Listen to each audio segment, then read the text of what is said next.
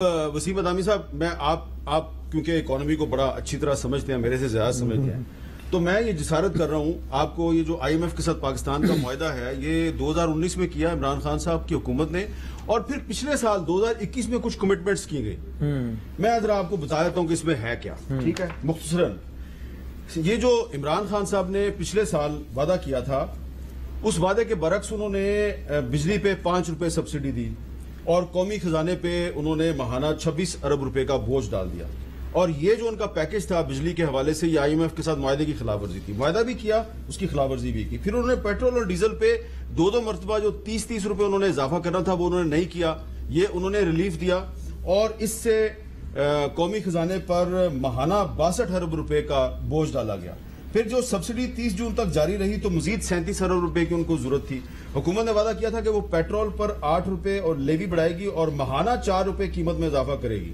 तो लेकिन वो उन्होंने नहीं किया और मुश्किल फैसले जो उन्होंने करने थे उन्होंने नहीं किए और मुश्किल फैसले इनसे करवा रहे हैं। अब ये कह रहे हैं हम मुश्किल फैसले कर रहे हैं।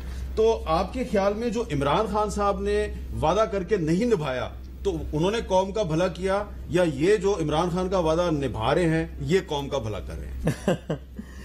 एक मिस कमिटमेंट तो IMF से हुई। इसमें साबिक हुकूमत के लोग ये कहते हैं, वो पूरा शौकत तरीन साहब बताते हैं कि जनाब इस सारे उससे जो आपने बताया 400 अरब प्लस का बोझ इजाफी पड़ना था कौमी खजाने पर, जिसका हमने बना लिया था 100 अरब रुपया PSDP से कम करना था, बाकी कुछ प्रोविंसेस ने देना था, कुछ यहां से कुछ वहां से। अच्छा, ये भी कहा साबिक हुकूमत ने कि जनाब ये गवर्नमेंट का प्रोपेगेंडा है और ये IMF ने सब, लेकिन IMF ने बाकायदा अपनी प्रेस रिलीज में जब मिफ्ता इस्माइल साहब कतर गए थे, जिसके बाद IMF ने कहा कि जब तक आप पेट्रोलियम मसनूआत की कीमतें बढ़ाते नहीं हैं हम आपको नहीं देंगे। उस प्रेस रिलीज में IMF ने लिखा, या तो IMF को निगेट करें ना, कहें कि IMF गलत कह रहे हैं, वरना IMF ने लिखा है कि पिछली हुकूमत ने एग्जैक्ट यानी खुलासा उसका ये कि जनाब जो कुछ चीजें हमसे वादा किया था वो नहीं निभाया गया। आप इंटरनेशनल इंस्टीट्यूशन के साथ आप ये नहीं कर सकते। तो ये जाहिर सी बात है, आवाम पेट्रोल सस्ता करना, इसको मैं यूं कैसे कहूं कि बुरा फैसला है कि आम आदमी कहेगा भाईजान हमारे जेब में जरा 10 रुपए कम बोझ पड़ रहा था, आप कह रहे हैं अच्छा क्या बुरा फैसला है। लेकिन बहरहाल कंट्रीज के नॉट रन लाइक दिस कि जहां पर आप एक इंटरनेशनल मॉनेटरी फंड से आप एक चीज की कमिटमेंट करें और फिर उसको ऑनर ना करें। तो बहरहाल ये एक मिसकमिटमेंट। ये जो मुआहदा है ना, अब इस मुआहदे को मैंने पढ़ा है बड़े गौर से आज। मुझे लग रहा है कि 30 रुपए मजीद इजाफा करना है इस हुकूमत ने। अब पता नहीं यकमुश्त करेगी 30 रुपए या थोड़ा बहुत करेगी। उस पर मीर साहब, एक तो यह है कि 750 अरब रुपए लीवी, पेट्रोलियम लीवी बजट के अंदर मौजूद है। हाँ। ये पेट्रोलियम लीवी 30 रुपए फी लीटर इजाफे के बगैर हासिल ही नहीं हो सकता। तो करना इसलिए कि IMF ने इनसे कहना है कि बजट में जो कमिटमेंट के और सूरत में पूरा करना है। दूसरी बात, आज खबर आई है, ज्यादा मीडिया में नहीं आई, कि ECC ने, इकोनॉमिक कोऑर्डिनेशन कमेटी ने 13 रुपए यूनिट बिजली मजीद बढ़ाने का फैसला कर लिया है, लेकिन उसको इसलिए ओपन नहीं कर रहे कि इस वक्त लोगों में उसको बर्दाश्त करने की हिम्मत नहीं है। तो उसको इंस्टॉलमेंट में 7 रुपए, 5 रुपए और 2 रुपए के हिसाब से आइंदा 3 माह में करना है 13 रुपए। मीर साहब, मैं ये बता रहा हूं कि देखिए पुलवामा का वाकया हुआ, पाकिस्तान के वजूद को खतरा आ गया ना।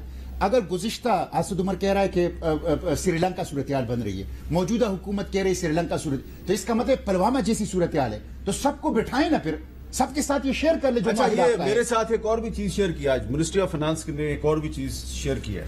वो कह रहे हैं जी पाकिस्तान में ठीक है पेट्रोल जो है वो बहुत महंगा हो गया, मजीद महंगा होने वाला है, 209 यानी कि 210 के करीब चला गया है फी लीटर। इंडिया में वो कह रहे हैं जी अभी भी 266 रुपए फी लीटर है। बांग्लादेश में 193 रुपए 45% फी लीटर है। नेपाल में 273 रुपए फी लीटर है और श्रीलंका में 247 रुपए फी लीटर है। तो दावा उनका यह है कि जी अभी भी पाकिस्तान में पेट्रोल उनसे आप ये पूछ लेना कि श्रीलंका में, भारत में और बांग्लादेश में और अमेरिका में मजदूर की तनख्वाह कितनी है, पर कैपिटा इनकम कितना है, मजदूर की तनख्वाह कितनी है, कुव्वत खरीद की सूरत हाल क्या है? जी, इसका जवाब दे जवेद लतीफ साहब। देखें, जो मुश्ताक साहब आपने बात की, वसीम साहब बात करें, बात तो ये ठीक है कि ये क्या मुआवजा है कि इंडिया में ये रेट है, बांग्लादेश में या फलां जगह थे। भाई बात सीधी सी है, हम ये बात कहते रहे हैं कि अगर आप मुआवजा कर रहे हैं कि अभी भी पाकिस्तान के अंदर पेट्रोल सस्ता है, तो दुनिया के जिन ममालिक से आप मुआवजा कर रहे हैं वहां के लोगों की आमदन का भी जरूर बताया जाए। आज मैं उसी मौके पे हूं और हम बिल्कुल वही बात कर रहे हैं, मगर बात सीधी सी ये है कि अगर आप गलत मुआहदे करेंगे, और गलत मुआहदे कोई भी हुकूमत तो कब करती है, जब कोई भी रियासत माशी तौर पे कमजोर होगी, तो मालियाती अदारों से जब आप कर्ज लेंगे, हाथ फैलाएंगे उनके सामने, तो वो अपनी शराइत पर, कड़ी शराइत पर आपको कर्जे देंगे। और जब आप माशी तौर पे मजबूत होंगे, फिर अपनी शराइत पे लोगों से कर्जा लेंगे। ये नहीं हो सकता कि आप कर्ज भी लें, आपके पल्ले भी कुछ ना हो, और दूसरे दिन आप ये कह रहे हो कि आप श्रीलंका बनने जा रहे हैं, और ये कहें कि मालियाती इदारे आपकी शराइत पे, आसान शराइत पे आपको कर्जा दें। ये हो नहीं सकता। और इसी तरह एक अगर इजाजत दे दें, मैं कुछ दिनों से देख रहा था, सुन भी रहा था, मैंने शायद आपका प्रोग्राम भी देखा। देखें, ये शायद आपका मौजू नहीं है, लेकिन मैं एक गुलाम रसूल होने के नाते मेरा अंदर तड़पता है। आप मईशत का जिक्र कर रहे हैं, आप इंडिया में गुस्ताखी की बात कर रहे हैं। आए रोज दुनिया के ममालिक में गुस्ताखियां हुजूर की शान में क्यों बढ़ती जा रही हैं? इस्लामी ममालिक कमजोर होते जा रहे हैं, पाकिस्तान एटमी कुव्वत होने के बावजूद माशी तौर पे कमजोर होता जा रहा है। नहीं, आज कौमी असेंबली में बहस हुई है इस पे। हाँ, ये कभी ऐसा नहीं हो सकता कि आप माशी तौर पे कमजोर हो और दुनिया को ललकारें और दुनिया आपकी बात सुने। जब तक आप मजबूत नहीं होंगे, दुनिया आपकी आवाज नहीं